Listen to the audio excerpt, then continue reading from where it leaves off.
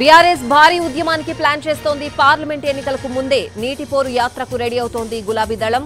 గోదావరి కృష్ణా నదుల నుంచి పోరు యాత్ర మొదలుపెట్టే యోచనలో ఉంది బీఆర్ఎస్. కాళేశ్వరం నుంచి గోదావరి నీటి యాత్ర, నాగార్జున సాగర్ నుంచి కృష్ణా నీటి యాత్ర చేసే అవకాశాలున్నాయి. యాత్ర చివరిలో హైదరాబాద్ లో భారీ బహిరంగ సభ పెట్టే యోచనలో బీఆర్ఎస్ నేతలున్నారు. నీటి విషయంలో కాంగ్రెస్ ప్రభుత్వ తీరుతో తెలంగాణకు అన్యాయం జరుగుతోందని చెప్పే ప్రయత్నం చేస్తోంది బీఆర్ఎస్.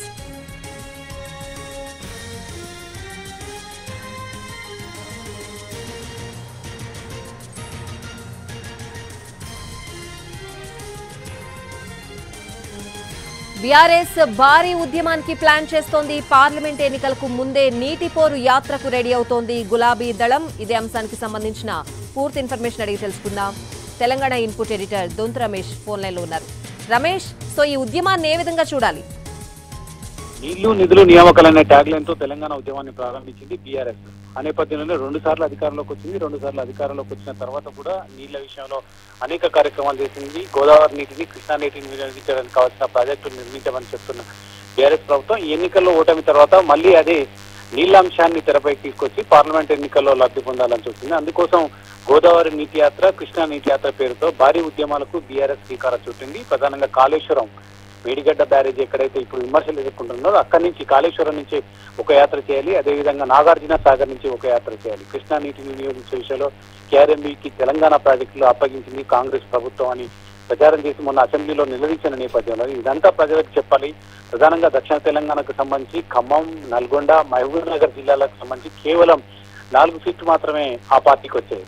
ఇప్పుడు లోక్సభ ఎన్నికల్లో కూడా అదే తరహాలో రిజల్ట్ వస్తే బీఆర్ఎస్ కు తీవ్ర నష్టం పోతుందని భావిస్తున్న బీఆర్ఎస్ పార్టీ దక్షిణ తెలంగాణలో పట్టు సాధించడానికి కృష్ణా నీటి యాత్రని, మళ్ళీ ఉత్తర తెలంగాణలో కోల్పోయిన వైభవాన్ని మళ్ళా పూర్వవైభవం పొందడానికి బీఆర్ఎస్ పార్టీ ప్రయత్నం చేస్తూ గోదావరి నీటి యాత్రను ప్రారంభించాలని చూస్తుంది. దానికోసం ప్రయత్నాలు కూడా చేస్తుంది.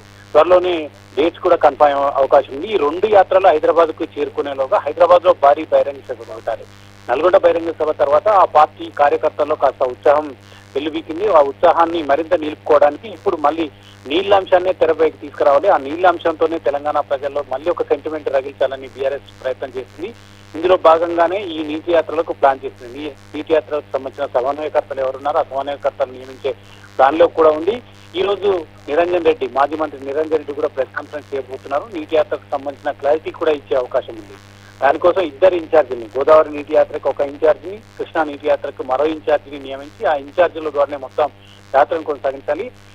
2 యాత్రలకు కూడా హైదరాబాద్ చేరుకునే షెడ్యూల్ కూడా ఖరారు చేస్తారు. ఆ యాత్రలు చేరుకున్న తర్వాత హైదరాబాద్ లో భారీ బహిరంగ సభ పెట్టి కేఆర్ఎంబీకి తెలంగాణ ప్రాజెక్టుల అంశానికి సంబంధించి అసెంబ్లీలో ఏ విధంగా నిలదీసింది బీఆర్ఎస్ పార్టీ, అదేవిధంగా కౌంటర్ ఇచ్చింది. ఆ ప్రాజెక్టులు ఎవరి తప్పిదం వల్ల కేంద్ర ప్రభుత్వ ఆధీనంలోకి వెళ్తున్నాయన్న అంశాన్ని తెలంగాణ ప్రజలకు చెప్పాలి. అదేవిధంగా మేడిగడ్డ విషయంలో ఇప్పటికీ బీఆర్ఎస్ గత ప్రభుత్వాన్ని బదనాలు చేసే కార్యక్రమం చేసింది. తాము నిర్మించిన ప్రాజెక్టు ఎంతవరకు తెలంగాణను సస్యశ్యామల చేశాయి ఆ అంశానికి సంబంధించి కూడా ప్రజలకు చెప్పాల్సిన అవసరం ఉంది. కాబట్టి గోదావరి నీటి యాత్ర, కృష్ణా నీటి యాత్ర ఇటు కేఆర్ఎంబీ ఈ తెలంగాణ ప్రాజెక్టులు అప్పగించడం పైన క్లారిటీ ఇచ్చే ప్రయత్నం చేస్తుంది. అదేవిధంగా గోదావరి జలాల వినియోగం, ఆ తర్వాత మేడిగడ్డ బ్యారేజ్, ఇతర అన్నారం బ్యారేజ్ లాంటి కుంగిపోతున్నాయి. ఇది బీఆర్ఎస్ ప్రభుత్వం గత ప్రభుత్వం చేసిన తప్పిదాలను బదనాలు చేస్తున్న నేపథ్యంలో ఈ 2 అంశాలు తెలంగాణ ప్రజలకు హైదరాబాద్ వేదికగా క్లారిటీ ఇవ్వడానికి బీఆర్ఎస్ పార్టీ ప్రయత్నం చేస్తుంది. ఇందులో భాగంగానే యాత్రలకు శ్రీకారం చుట్టబోతుంది. ఈ రోజు క్లారిటీ వచ్చే అవకాశం ఉంది డేట్లకు సంబంధించి.